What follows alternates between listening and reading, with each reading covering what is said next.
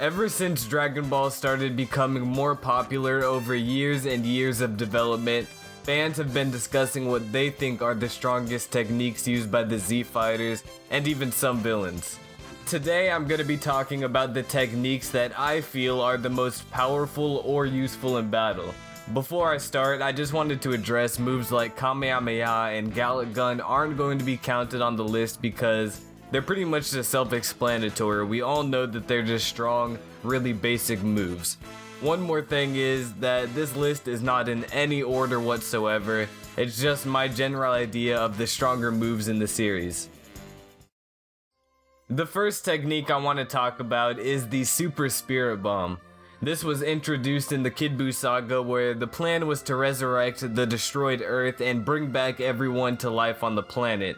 That way, every person that comes back will be able to give their energy to the Super Spirit Bomb. I put this one on my list because in reality, it can be however strong it wants, pretty much endless power because all it depends on is however many life forces are around. If there are a surplus amount of forces to get energy from, I can't see even the strongest of fighters being able to stand up straight after an impact. Moving on to a less obvious technique, we have the Special Beam Cannon. A lot of people think it is not one of the better moves because of how Cell was able to brush it off in the Kamehameha Clash from the Cell saga. I believe the reason why Cell ate the hit is just because of the power gap. If Piccolo and Cell had the same strength and Piccolo got a free Special Beam Cannon off, it would definitely rip a hole clean through Cell, which would eventually not matter because of his regeneration, but I was just using him as a comparison just because of how strong he is. Another thing that I wanted to bring up was in the Saiyan saga when Goku was holding Raditz and Piccolo launched the attack, it went through Raditz's Saiyan armor clean.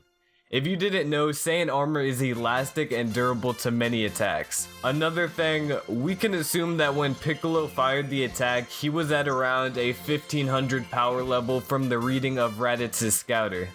If Piccolo was able to clean shoot through Saiyan armor and two bodies at that low of a power, you can assume the damage it causes later on in the series.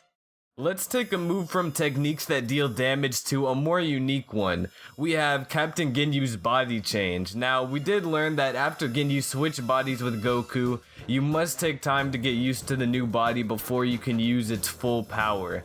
I'm putting this on the list where in a situation where the user is comfortable with using the body at full power, which wouldn't even be that weird to see. You just have to get a quick warm up, know your limits, know your speed.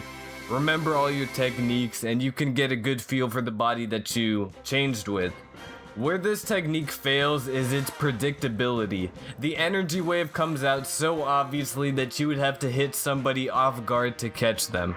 On the chance that you do catch the target, do some warm-ups, learn your techniques and understand your limits, then you're set to do some serious damage.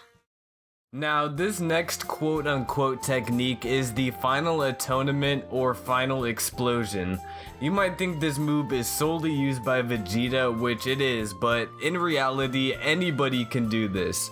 First of all, I'll go over what the attack really is. To begin the move, gather your life force and convert it into energy. This creates flame-like ribbons that spiral all around your body. Then you release all the power stored as an enormous explosion of pure energy. Technically, this technique destroyed Majin Buu, but obviously the only reason he came back was because of regeneration. With that said, I can say this burst of energy will put down even the strongest of fighters. And, well, you too, because you can't use this attack and live. It's a one-time, one use, you're dead, but you're probably gonna be bringing your enemy down with you type of attack, so yeah. Second to last move I wanted to bring up is the Solar Flare. A question that is often thrown around is why didn't the Z Fighters just spam Solar Flare, and to answer that I have no clue. The only thing I can think of right now is just writing, but in the description of the move it says due to it being simply a flash of light, it works regardless of any gap in power between the user and the target. We see Krillin using it on Dodoria, Cell using it on the Z Fighters, and Krillin even using it on Cell. A technique that's guaranteed to blind someone for a few minutes with no drawbacks at all seems way too useful not to throw on the list.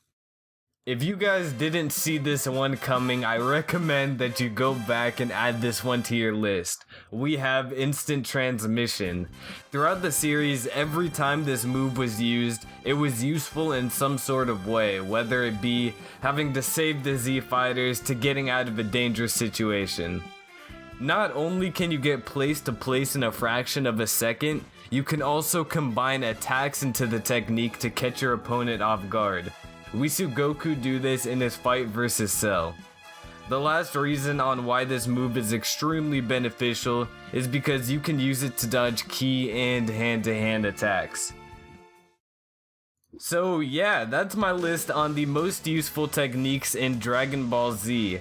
Of course, this video is 100% my opinion, but I'm always open to read and listen to your guys's in the comments below, so leave your list there for me and other people to even check out. I really enjoy having solid discussions in my comments about the video's topic, but without further ado, I'm gonna go ahead and get out of here. Make sure you leave a like and subscribe to see more Dragon Ball or Pokemon content. Peace out, everybody.